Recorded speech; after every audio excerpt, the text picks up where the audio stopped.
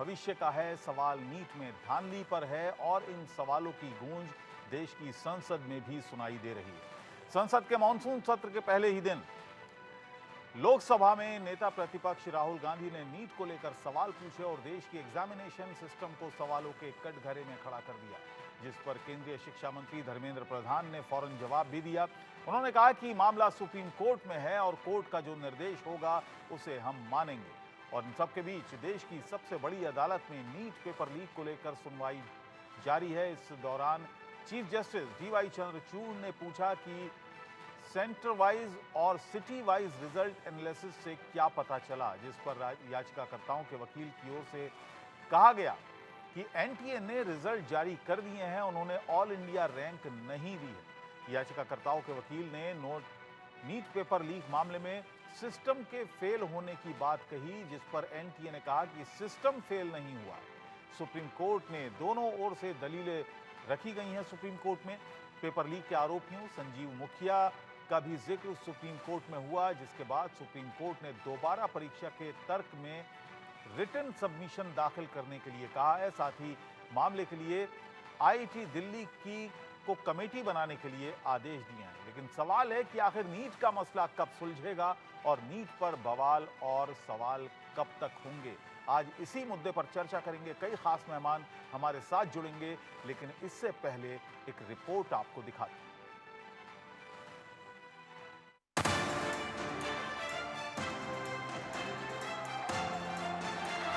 चिल्लाने से सच झूठ नहीं हो जाएगा साहब।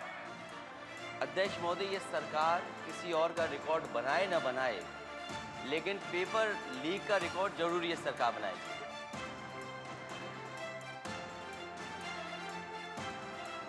नीट में धांधली के सवाल पर संसद में बड़ा बवाल हुआ। सवाल नेता प्रतिपक्ष राहुल गांधी ने उठाए, सवाल एग्जामिनेशन सेंटर पर खड़े किए गए। पेपर लीक को लेकर सरकार से तीखे सवाल किए गए, जिस पर केंद्रीय शिक्षा मंत्री धर्मेंद्र प्रधान ने फौरन जवाब भी दिया। It's obvious to the whole country that there is a very serious problem in our examination system.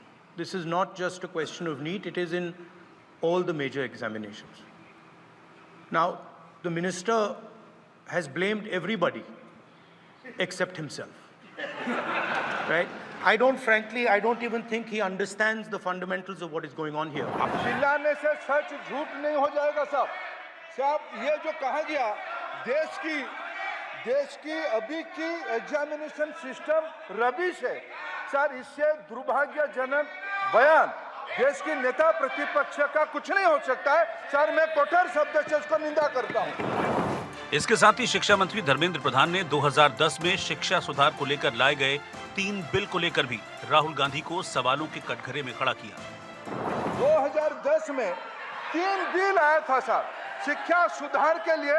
उन्हीं की पार्टी के नेता आदरणीय कपिल सिब्बल साहब 3 बिल लाए थे। उसमें से एक बिल था एजुकेशन, उसमें एक बिल था prohibition of unfair practice bill 2010, जिसकी उद्देश्य एजुकेशन इंस्टीट्यूशन में माल प्रैक्टिस को बंद करना। सर, मेरे सरकार की हिम्मत है, अभी हमने पब्लिक एग्जामिनेशन की रेगुलरिटीज में बिल लाए, कानून बनाए। क्या मजबूरी था कांग्रेस पार्टी की, क्या मजबूरी था नेता प्रतिपक्ष की? उन्होंने उस बिल को उल्टा किया, किसके दबाव में उल्टा किया? क्या निजी मेडिकल कॉलेज की दबाव में, उनकी घूसखोरी की दबाव में उन्होंने उस बिल को उल्टा किया था? सच सुनने की सामने ही है। धर्मेंद्र प्रधान ने राहुल के हमले का चुन चुन कर जवाब दिया और नीट मामले पर 2 टूक कह दिया। मामला सुप्रीम कोर्ट में है, जिस पर राहुल गांधी ने एक बार फिर पूछा कि नीट में गड़बड़ी पर सरकार क्या कर रही है। मंत्री जी को रिस्पांस देना चाहिए। मंत्री जी ने सुप्रीम कोर्ट की बात करी, प्रधानमंत्री की बात करी, मगर मंत्री जी को शायद ये बातें समझ नहीं आ रही हैं और वो ये नहीं बता पा रहे हैं कि वो इसके बारे में क्या कर रहे हैं। नीट में धांधली को लेकर मचे हंगामे के बीच देश की सबसे बड़ी अदालत में सुनवाई हुई, जहां याचिकाकर्ताओं के वकील ने परीक्षा रद्द करने की मांग कर दलीलें पेश की, तो एनटीए ने कहा कि सिस्टम का कोई फेल्योर नहीं है। हालांकि अब निगाहें सुप्रीम कोर्ट के फैसले पर टिकी हैं, लेकिन सवाल है कि नीट पर सवाल और बवाल कब तक और आखिर कब तक इस विवाद का निपटारा होगा।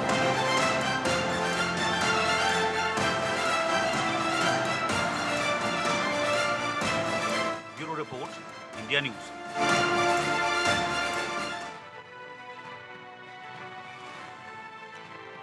और यही सवाल हम उठा रहे हैं, देश का सवाल में हम पूछ रहे हैं कि नीट पर फाइनल फैसला आखिर कब तक आएगा। नीट पर सवाल और ये बवाल कब तक होता रहेगा। नीट यूजी पेपर लीक के तार कहां तक हैं, इसका दायरा कितना बड़ा है, कब गिरफ्तार होगा पेपर लीक का सरगना संजीव मुखिया, जिसका जिक्र आज सुप्रीम कोर्ट में भी हुआ। हमारे साथ खास मेहमान जुड़ेंगी। अनुजा कपूर प्रवक्ता हैं भारतीय जनता पार्टी की, शुभ्रांश राय प्रवक्ता हैं कांग्रेस के, विनीत जिंदल जाने माने वकील हैं सुप्रीम कोर्ट के, ज्योति गुप्ता शिक्षाविद हैं और पार्थ पांडे हमारे साथ हैं, नीट के अभ्यर्थी हैं। आप सभी का स्वागत है। अनुजा जी, जो सवाल विपक्ष उठा रहा है वो कह रहा है कि एक दिन का समय हमने पूरा दिन मांगा था, वो नहीं दिया जा रहा है। शिक्षा मंत्री जवाब नहीं दे रहे हैं, स्पेसिफिक जवाब नहीं मिल रहा है विपक्ष को।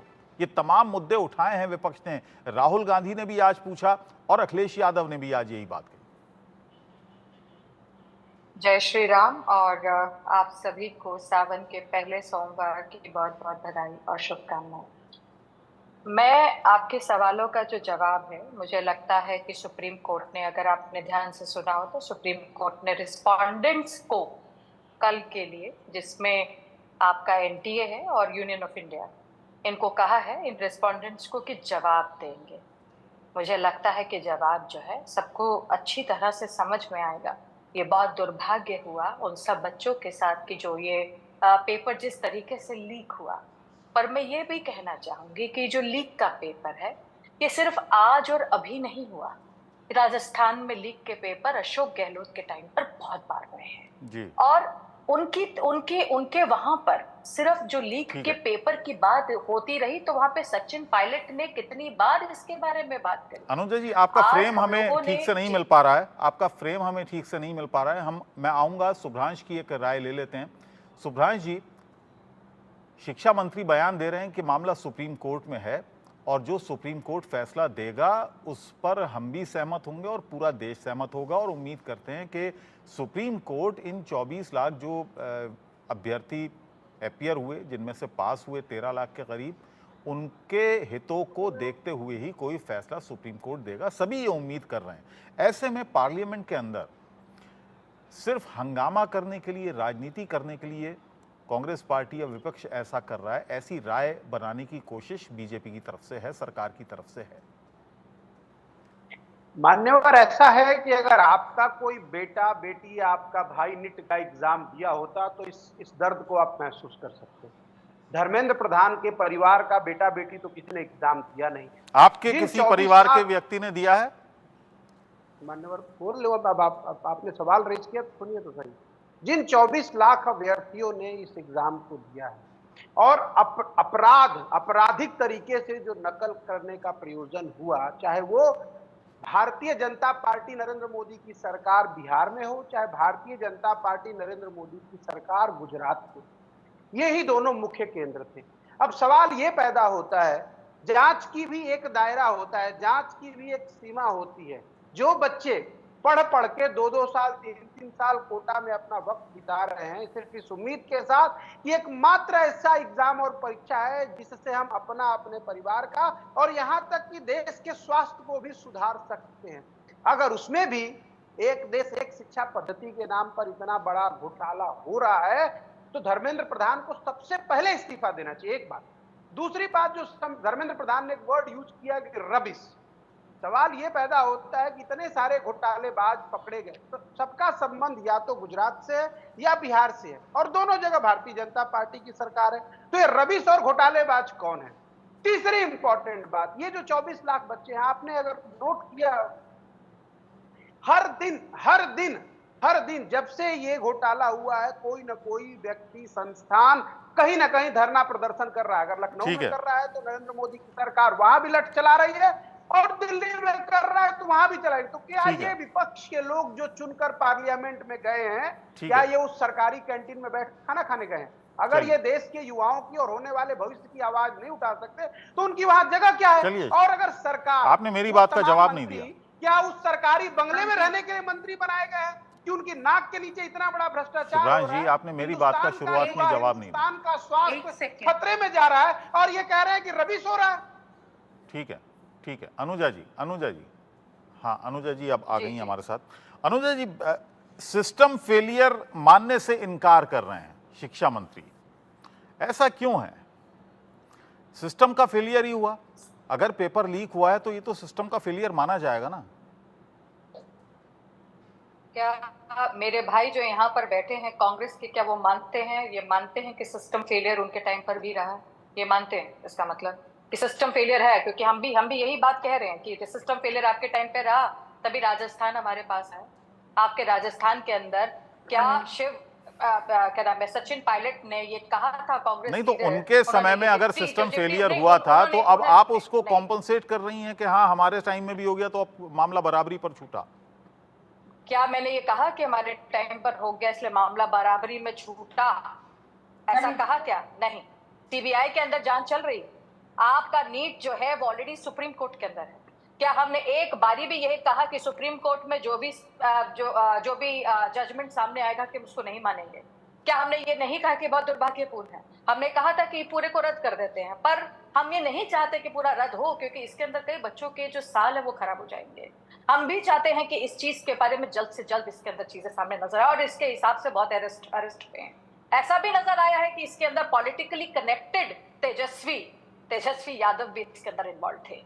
तो क्या हम लोगों ने इस तरीके से डिस्ट्रक्टिव ये आपको पॉलिटिक्स किसने बताया करी? कि तेजस्वी यादव भी इसमें इन्वॉल्व थे? अगर इन्वॉल्व थे तो आखिर सीबीआई ने या जितनी भी जांच एजेंसियां हैं उन्होंने कार्रवाई उन पर क्यों नहीं की? फ्रेम से हट जाओ।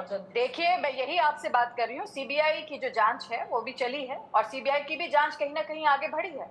और जो इसके नहीं, अंदर जब आपने मामला सीधे सब सीधे जुडिकेट तेजस्वी है, यादव का नाम लिया जब- कि वो भी नहीं, इसमें नहीं, इन्वॉल्व हो जब सकते हैं। सब जुडिकेट, देखिए ये भी मीडिया से ही है, अब मीडिया से ही उठी हुई बातें हैं। सीबीआई के मामले में आई या नहीं आई, सीबीआई से ही की बात नहीं है, मीडिया की उठी बात नहीं है। तो आपके सोर्स मीडिया मीडिया ने है ही क्या सिर्फ अनुजा जानकारी जी? सभी को दी है। क्या मीडिया ही आपका मैं सोर्स आपको है? बता रही हूँ कि तेजस्वी, नहीं मैं आपको ये बता रही हूँ कि इसमें भी लिंक, एक अंश लिंक नजर आया, क्योंकि जब बिहार के अंदर उन दौरान में भी कई बार पेपर लीक हुआ है, उस दौरान पर तेजस्वी यादव भी रहे हैं। तो मैं आपके सामने यही बात रख रही हूँ कि बात मैं सिर्फ तेजस्वी यादव की बात या अशोक गहलोत की बात नहीं कह रही, मैं ये कह रही हूँ कि जिस भी अनुजा जी, देखिए सुप्रीम कोर्ट ने माना कि ये तो तय है कि पेपर लीक हुआ, दुर्भाग्यपूर्ण था, पेपर लीक ये हुआ, बहुत दुर्भाग्यपूर्ण ये आप था। मानती हैं? पेपर लीक हुआ क्यों नहीं मानते? है ना? बोला कि ठीक हमने है, अब NTA ने पेपर नहीं लीक बोला कैसे कि हुआ? पेपर लीक सबसे हुआ। बड़ा होता सवाल है ना पेपर आपको। लीक हुआ कैसे? देखिए पेपर सरकार लीक हुआ आपकी है। कैसे जब सामने नहीं सरकार मेरी है, तभी सीबीआई के अंदर है, और कोर्ट को भी इसके अंदर सामने रखा गया है, और उन्हीं के एहतियात पर हम बात कर रहे हैं। रिस्पोंडेंट्स को कल जवाब देना है, जिसके अंदर यूनियन ऑफ इंडिया और एनटीए ने कल जवाब देना है। तो जब सिस्टम फेलियर की बात है और अगर पार्लियामेंट के अंदर, पार्लियामेंट में राहुल गांधी कह देते हैं कि सिस्टम फेलियर है, एग्जामिनेशन की जो पूरी पद्धति है वो उसका फेलियर है, तो उसको उनको रबिश कह दिया जाता है, बकवास कह दिया जाता है। रबिश तो देखिए ऐसा है, रबिश क्यों कहा गया ये आप भी जानते हैं। अग्निवीर पे बोले तो रबिश बोले, अग्निवीर पे भी बोले तो रबिश बोले, उनको जानकारी है नहीं, उन्हें ये बात नहीं मालूम एमएसपी के ऊपर कि हम लोग ऑलरेडी कितना और किस तरीके से मोदी जी के गवर्नमेंट के अंदर हम लोग ऑलरेडी कितने किसानों को हम लोगों ने इंस्टॉलमेंट के अंदर पैसे दे चुके हैं, कितने लोगों को हम लोग, कितनी सखियों को हम लोगों ने कृषि सखियां बना के रखा है, कितनों को उसके अंदर इंस्टॉलमेंट मिला है। इनको क्या पता है कितनी बार इन्होंने उन लोग की क्रॉप्स उठाई है और खरबी के देखिए मैं आपसे यही कह रही हूँ, मैं आपसे यही कह रही हूँ ना भाई साहब, मैं आपसे यही कह रही हूँ कि जैसे मैं बोलूंगी तो आप कहेंगे कि इस पर बात नहीं कर रहे हैं। तो रविश तो वो बोलते ही हैं, बालक बुद्धि उनकी है, जब वो बालक बुद्धि पर रहते हैं तो वो कुछ भी बोलते हैं। अभी उन्होंने एजुकेशन पर, सिस्टम पर, सब पे वो जिस तरीके से बोलने लगे। अरे एजुकेशन सिस्टम कांग्रेस के टाइम पर क्या था? अगर इतना अच्छा एजुकेशन सिस्टम था तो दिल्ली में कांग्रेस क्यों नहीं है? क्यों अरविंद केजरीवाल के कहते रहते कि मेरा जो सिस्टम है वो नंबर 1 है, मेरा मॉडल नंबर 1 है? ऐसा कैसे है?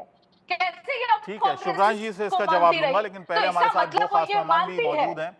ज्योति जी हैं, शिक्षाविद हैं, और विनीत जिंदल साहब हमारे साथ हैं। विनीत जी, कोर्ट में मामला है, तमाम दलीलें कोर्ट सुन रहा है, कोर्ट जितनी भी जांच एजेंसीज हैं उनकी जो रिपोर्ट है वो भी देख रहा है, सीबीआई की रिपोर्ट देख रहा है, और पूरा जो सुप्रीम कोर्ट के पास इसके बारे में जितने भी इनपुट्स हैं, इनके बीच सबसे बड़ा सवाल ये है कि जो पास आउट हुए इस एग्जामिनेशन में, नीट में, उनके भविष्य का सवाल है। अब ऐसे में सबसे बड़ी मुश्किल क्या है सुप्रीम कोर्ट के सामने फैसला लेने से पहले? देखिए, मुश्किल यही है कि डिसीजन क्या दिया जाए। और जब ये मामला सर्वोच्च न्यायालय के सामने सबसे पहले समय में प्रस्तुत किया गया था, तो उस समय भी सर्वोच्च न्यायालय ने, हमारे माननीय चीफ जस्टिस ने यही बोला था कि इस मामले में अगर किसी प्रकार की गड़बड़ी पाई जाती है तो बिल्कुल अप्रोप्रिएट रहेगा कि इस पूरे परीक्षा को दोबारा कराया जाए, लेकिन उसका दायरा कितना बड़ा था ये देखना होगा। जिसको लेकर एनटीए से जवाब मांगा गया, केंद्र सरकार से जवाब मांगा गया और सीबीआई की जांच चल रही है। अब सीबीआई की जांच जो है वो बहुत इंपॉर्टेंट है इस पूरे मामले में। जब सीबीआई, क्योंकि बहुत शॉर्ट पीरियड के अंदर बहुत जल्दी कार्रवाई की गई है, और इस बात को हमें अप्रिशिएट करना चाहिए कि जिस तरह से कार्रवाई की जा रही है, बिल्कुल मुझे लगता है कि बहुत जल्दी और बहुत अच्छे तरीके से कार्रवाई की जा रही है इस पूरे मामले में। अब सर्वोच्च न्यायालय भी बहुत छोटी डेट्स में इसकी सुनवाई कर रहा है, तो लगातार प्रेशर जो है, चाहे वो इन्वेस्टिगेशन एजेंसी हो, सीबीआई या केंद्र सरकार हो या एनटीए हो, उन सबके ऊपर है कि हमें एप्रोप्रिएट जवाब जल्द से जल्द सर्वोच्च न्यायालय के समक्ष देना है।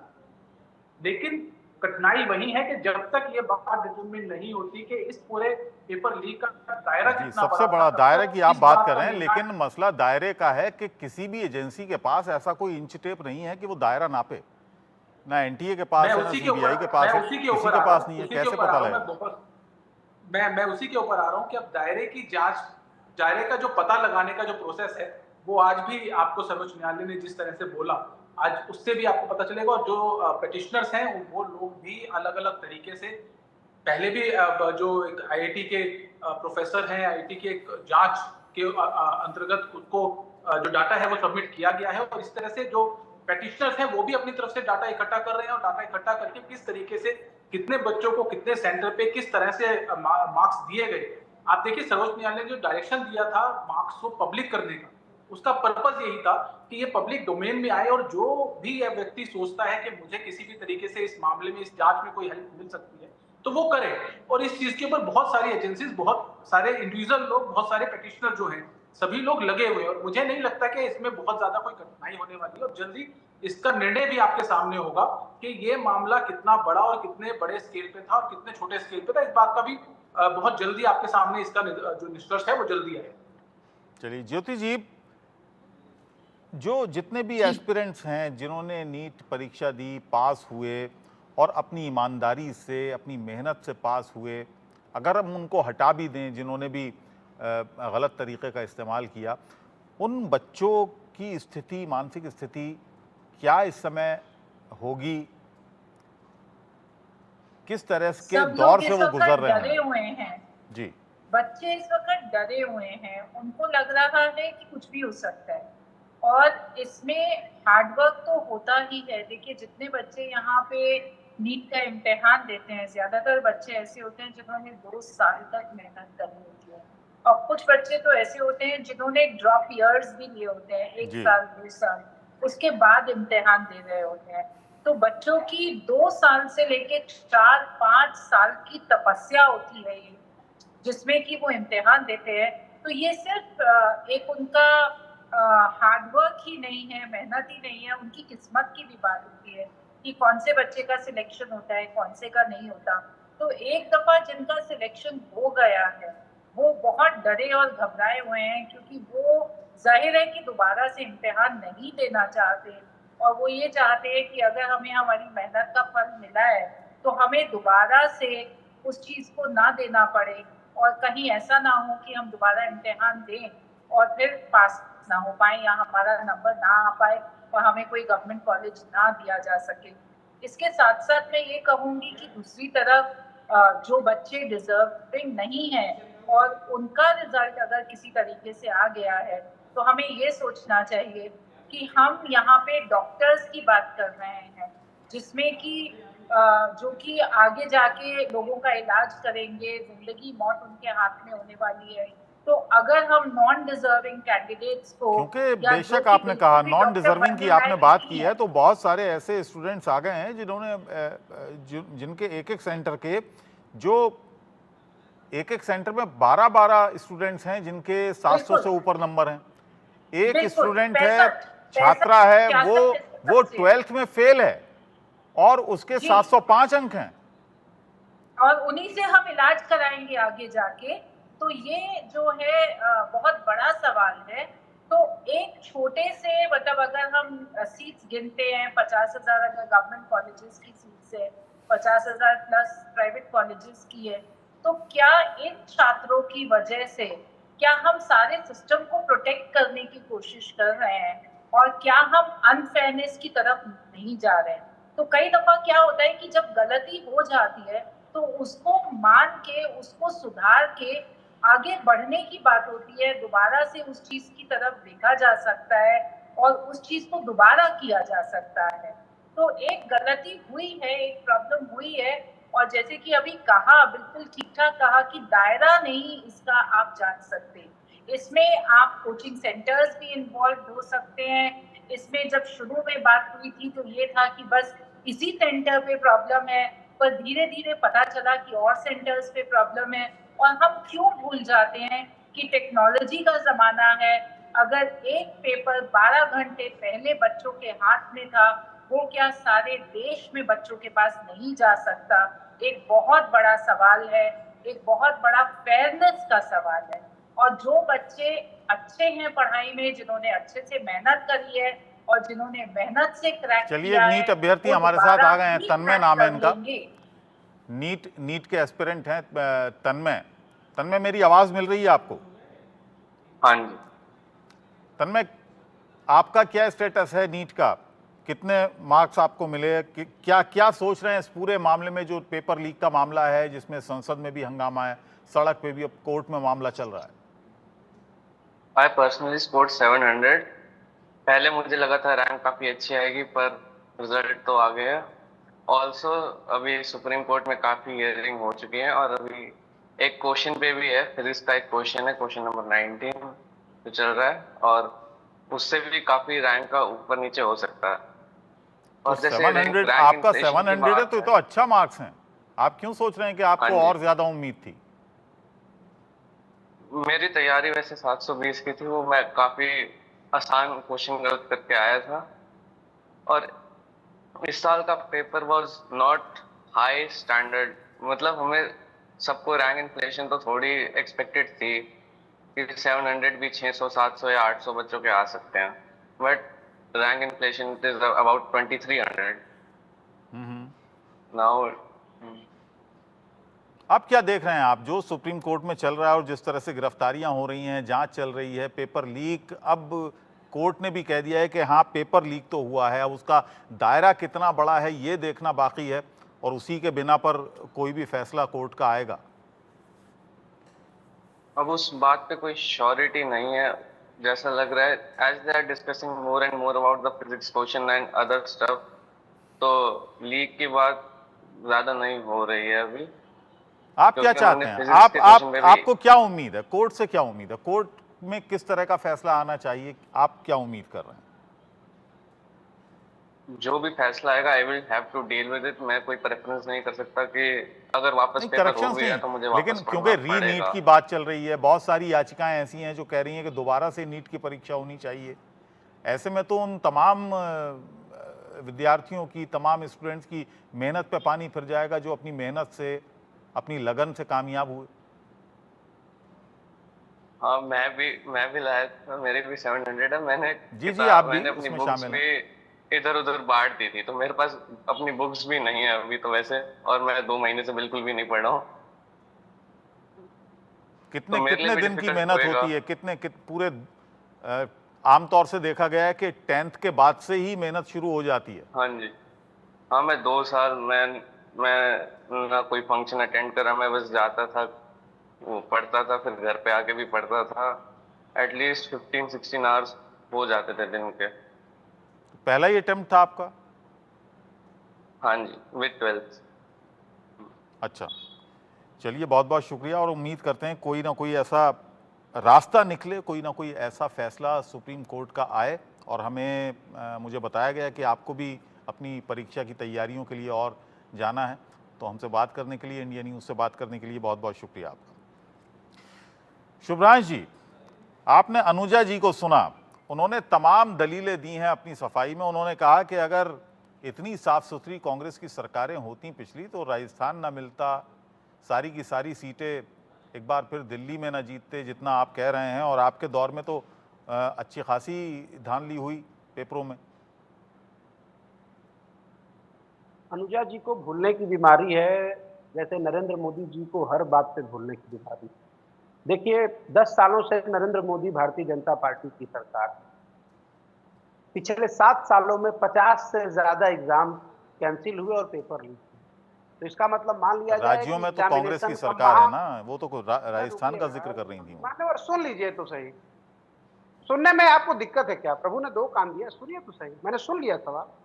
पिछले 7 सालों में 50 से ज्यादा एग्जामिनेशन रद्द हुए, पेपर लीक आउट हुआ। तो ये मान लिया जाए कि नरेंद्र मोदी सरकार में परीक्षाओं का महा घोटाला हो रहा है। नरेंद्र मोदी इन महा घोटालों के सरदार हैं, एक बात। दूसरी इंपॉर्टेंट बात, आप शायद सर पनुजा जी भूल गई, स्पेसिफिक घटनाएं बताइए, कौन कौन से पेपर लीक हुए, इसके अलावा कितने याद हैं आपको? चलिए बताइए, आपने 10 सालों की बात कर दी। मैं आपको एग्जाम देने के लिए थोड़े बैठ रहा हूँ, आप सुनिए तो सही मेरी बात। अरे सर आप स्पेसिफिक नहीं, ऐसा काउंटर 1 to 1 आप जनरल बात करेंगे। आई एम नॉट एक